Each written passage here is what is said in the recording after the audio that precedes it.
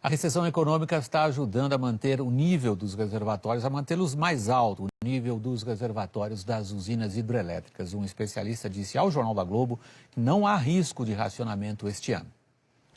O volume de água mostra um momento de alívio nos reservatórios das usinas hidrelétricas do Sudeste e do Centro-Oeste, que representam 70% da capacidade do país. No ano passado, depois de um grande susto, houve uma significativa recomposição desses reservatórios em relação ao fim de 2014, ano mais forte da crise hídrica. E 2016 começou melhor que os últimos 2 anos. Hoje, os reservatórios do Sudeste e Centro-Oeste estão com quase 50% do volume total. As chuvas deste verão ajudaram a encher os reservatórios e essa é a boa notícia. Mas a melhora no volume armazenado tem também uma explicação que não é nada boa. Com a desaceleração econômica, a indústria também diminuiu o consumo. Se o consumo da indústria caiu, é porque a atividade econômica está ruim. É a razão direta, porque a indústria está produzindo menos e porque está vendendo menos. Preço impacta? Impacta. Mas, na verdade, o mais relevante é a atividade econômica. Então, quando você vê uma redução de 5,3% aí do consumo industrial, é porque a atividade econômica industrial foi muito ruim no ano passado. Nos reservatórios do Nordeste, que representam 18% da capacidade total do país, o volume ainda está baixo. Mesmo assim, com o cenário atual, tudo indica que não vai faltar energia. Além do consumo estar menor, a expectativa ao longo do ano é que o consumo caia ainda mais. Então, se o consumo ainda vai cair, eu tenho um reservatório mais cheio, então não tem risco nenhum de racionamento esse ano.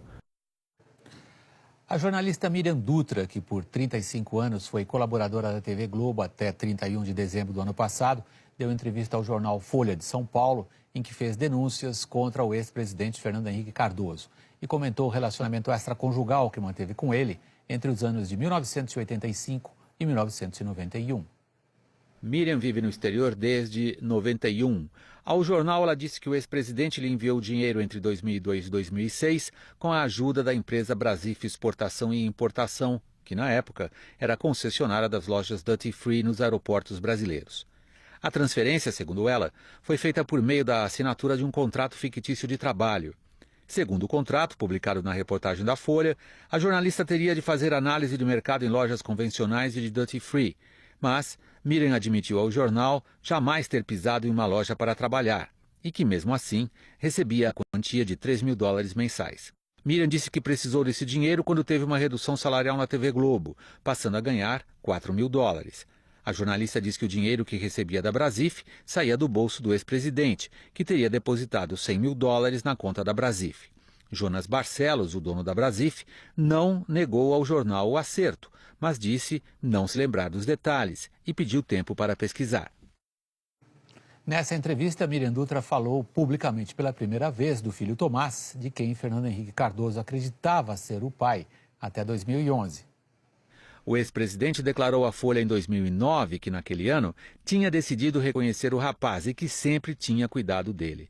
Mas, em 2011, 2 testes de DNA revelaram que o filho não era de Fernando Henrique. Na época, o ex-presidente disse também à Folha de São Paulo que, mesmo sabendo não ser o pai biológico de Tomás, não mudaria o relacionamento com ele. Miriam Dutra nega que Fernando Henrique tenha reconhecido Tomás. Questionada pela Folha sobre o resultado dos exames de DNA, Miriam gargalhou e disse, abre aspas, é dele, é óbvio, fecha aspas. Depois, acrescentou que não estava afirmando nada, mas que tudo lhe parecia estranho e que uma mulher sabe quem é o pai. Na entrevista à Folha, Miriam revela que em 1991 decidiu, por vontade própria, sair do país e ir trabalhar em Portugal. Ela afirma, sem especificar o ano, que quando estava em Barcelona decidiu voltar para o Brasil, mas que não lhe permitiram. Explicou que o pedido partiu de Antônio Carlos Magalhães e do filho dele, Luiz Eduardo Magalhães, ambos já falecidos. Na entrevista, Miriam Dutra diz que Fernando Henrique Cardoso tem contas no exterior e pergunta por que nunca ninguém as investigou. Revela que em 2015 o ex-presidente deu a Tomás um apartamento de €200.000. Em nota enviada à Folha de São Paulo, o ex-presidente Fernando Henrique Cardoso negou que tenha utilizado a empresa Brasif, S.A. Exportação e Importação, para enviar ao exterior recursos para a jornalista Miriam Dutra e Tomás. Fernando Henrique afirma que mantém contas no exterior e que, de fato, presenteou Tomás com o apartamento mencionado por Miriam. Mas acrescenta que os recursos enviados a Tomás provêm de rendas legítimas em contas legais, declaradas ao imposto de renda.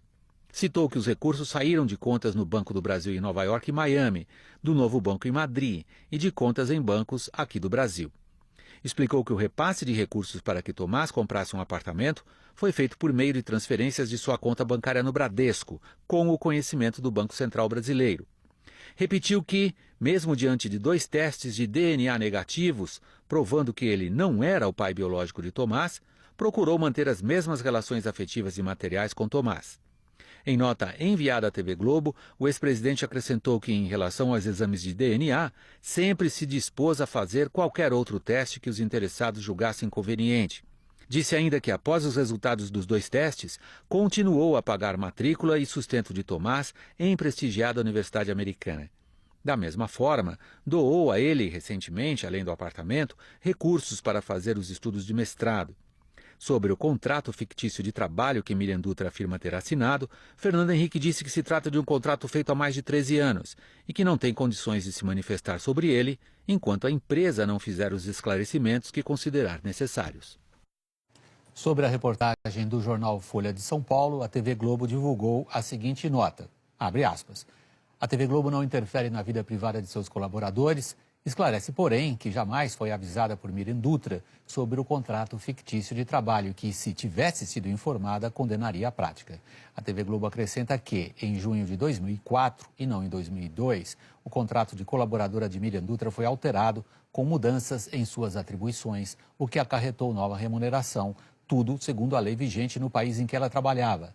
Por último, Miriam Dutra jamais deu conhecimento à Globo de seu desejo de regressar ao Brasil.